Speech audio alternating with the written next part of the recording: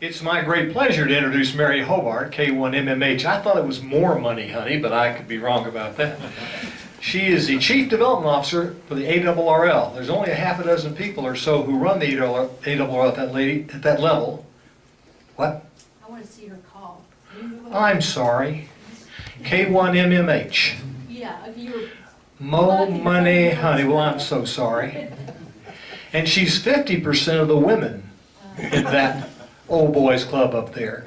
And what she's going to tell you governs the future of ham radio as we know it. Now, most of us don't have much future left, but this club is famous. Yeah, really, Jazz.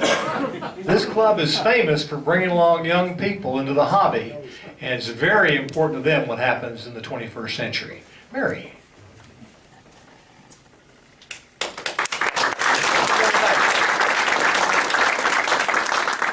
It's really a pleasure to be here, and it's really an opportunity for me to get out of the office and visit different organizations, different clubs across the country, and figure out and refresh my mind about how things really work. And so far what I've seen at this club is nothing but outstanding. You are to be congratulated. You do wonderful stuff. You run the full gamut of everything that's important to AM radio. And you are probably a poster child for exactly what I'm going to talk about.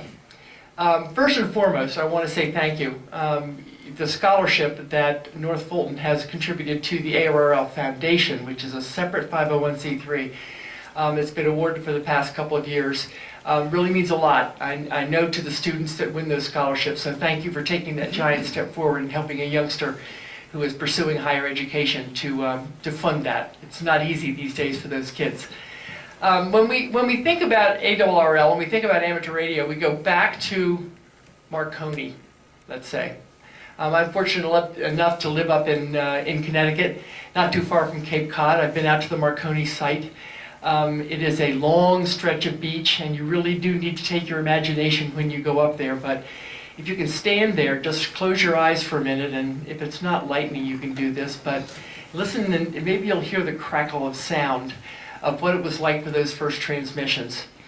And think about the decades that have happened since then and what ARRL started when it was founded in 1914, when Hiram Percy Maxim, a young man in a starched collar, who came from a family of Connecticut inventors, he and his father and his grandfather were very much part of the firearms industry. Perhaps not down here, but in Connecticut today, the firearms industry is front and center because Governor Perry of Texas and the Governor Sanford of South Carolina are in Connecticut trying to lure the firearms industry out of Connecticut this week. So I'm glad I'm out of town. But Hiram Percy Maxim and his family really played a big role in the fabric of the development of amateur radio, because my understanding is that Hiram wanted to send a message to a friend in Boston, and he couldn't do it. And he said, well, gee, maybe if I pass the message and I relay it over line of sight to my friend Joe and my friend John and my friend Peter, I can relay that message all the way to Boston. Well, it worked, and he got a group of hams together that said, well, gee, maybe we should create an organization so that we can begin to develop this idea and other ideas around ham radio. And so my understanding is that that's how it was born. He and Mr. Tesla founded the American Radio Relay League in 1914. We have we have the first minutes of that very first meeting up at headquarters. We have some wonderful old photographs, a lot of history that's been resurrected, found, and is now being preserved. And we want to celebrate that. And next year, we are going to have one huge party in Hartford, Connecticut. We're going to have a convention in mid-July celebrating ARRL's centennial. And I can't remember the dates because there are too many of them flying around in my head, but it's mid-July. I think it's right after WRTC 2014. So there will be probably at least 2, if not 3 weeks of activity in Connecticut celebrating the centennial. And I wanted to take advantage of that centennial for a very important reason. As we talk and think about, and who was talking to me tonight, who was a history buff? There he is in the back, thank you. And I share that because I was a history and political science major in college. I am not a techie. Studying for my general and studying for my extra was a massive challenge for me. But if I can do it, anybody can do it. So I wish you luck. But while we celebrate all that has gone before us, what we don't want to do is to spend the rest of our time in this club or operating field day looking in the rearview mirror. That's not where we want to be. It's not where we can afford to be. I understand that this club has more young people coming into it than almost any other club in the country, certainly on the East Coast, and you're to be congratulated for that. But here's the rub. In my job, what I'm trying to do is to generate revenue from sources other than member dues. Your member dues help us pay for QST. They help pay for some of the services that you receive, member services, DXCC, support our field organization, support the folks that administer field day, the outgoing QSL bureau, and some of the production staff that put out all of those books, including our license manuals. Massive amounts of work, probably a $15 million budget every year. And because we have been able to raise money for spectrum defense, for education and technology, concentrating on science and technology, engineering and mathematics for kids, training teachers in how to teach electronics and mathematics and science and technology, and also supporting W1AW, supporting emergency communications with HAMAID. All of these things, including the Diamond Club, are what I call our checking account. That money comes in, it goes out. When we sued the FCC, and over BPL, and the ham radio membership stepped up and helped us fund that. That was huge. We would have had to take that money out of our investments to do that. But you enabled us not to have to do that. That's our checking account. And that's fine. And we have young people coming into the service, and we have those who, underneath what my hairdresser only knows for sure, is a lot of gray hair, and I'm going to be 70 next month. And so I know that I'm not going to be around for 20, 30, 40 more years. There's a gap that we have to fill. And that gap is between those who are passing away, I call them the greatest generation because I firmly believe that they are, and the young people who are coming in, who are teenagers, maybe in their 20s, in college. The gap between when those young people are going to be as committed as you are to ham radio and ARRL, and able to replace the revenue that we're getting from the greatest generation, who are now making the contributions and buying the books and so on and so forth. There's a gap of maybe 15 or 20 years or more. Where is the revenue going to come from? I firmly believe that we need a savings account for ARRL. And that savings account is going to enable us to dream dreams about our future. While we look back and we celebrate our past, and we celebrate everything that ham radio has become since 1914, we need to be looking forward. We need to be a rising star and looking ahead.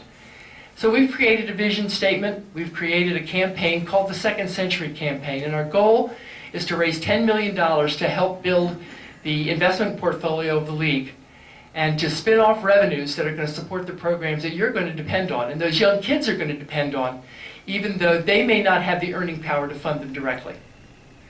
So what does that mean for you and me? Well, it means we need to really think about what ham radio has meant to us. We need to think about the stories that we've heard. And how many of you have sat around on field day, maybe when you're not operating and you're sitting around over a burger or a hot dog, and you're remembering. Maybe it was a de-expedition, maybe it was a contest, maybe it was something really extraordinary. One of my fondest memories is this guy, Chaz, and a bunch of crazies who invited me to go to PJ2T with them down in Curacao to operate ARRL worldwide phone. And what were we, number 2? Number 1 in the world. Me and 12 guys I didn't know. I didn't know Chaz when I went down there. I knew K4UEE. And Bob said, come on down with us. I was shaking in my boots. And I did the 4 o'clock in the morning stints. I think I paid my dues, sort of. And had a great time. I learned a ton. And every time now when I sit at my rig or I sit at our club station at W1HQ, I hear Bob's voice in my ear telling me how to do it, how to come back with the call sign, how to come back with the I'm drawing a complete blank. Come back with a response. The exchange. Exchange, thank you. How to come back with the exchange before you even complete the QSO and then move on to the next one. Trying to make sure you get as many Qs as you can. That was a gift for me that taught me how to operate, and hopefully I'm still doing it the right way. And each of you has those same stories. The stories about your Elmer. The stories about when you joined ARRL, perhaps. How many of you are members of ARRL? Oh, don't I love you to death. Thank you so much. And folks like John and Wes and Chaz, who I know better than those of you I've met for the first time tonight. But hopefully that's just the beginning of a whole bunch of new friendships, I hope. And I urge you to think about that. I told Chaz on the way over here that in Dayton this year was the first time we had to present this campaign to the world. We've been working on it since 2011. The board approved the creation of the campaign. We selected David Brandenburg, K5RQ, to be the chairman of the campaign. We put together a committee of 9 guys from all over the country who are helping us talk to individuals about what their ham radio interests are, what their memories are, and encouraging them to really be thoughtful. And that's really the watchword, being thoughtful. We are over halfway to that goal.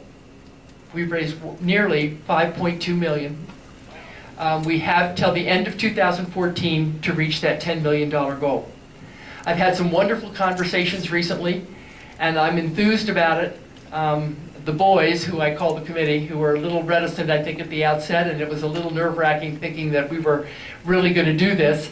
And they've made wonderful presentations at Visalia, at Dayton, at SEDCO, a number of places, and they're getting the response that we're getting from folks is overwhelmingly positive, because each one of us has not only our unique interests and our unique applications of amateur radio, but collectively we have a body of history that you guys share with each other, and you yourself, it's yours. And I urge you to do what I asked this gentleman to do in Dayton. He walked up to the booth in Dayton and he handed me a $50 bill. And I said, you know, I'm going to do something. And he just looked at me. I said, I'm going to give you this $50 bill back. Now, development officers don't give money back. And I said, but what I'd like you to do is I'd like you to take this $50 bill and go home and think about it. Think about what amateur radio means to you.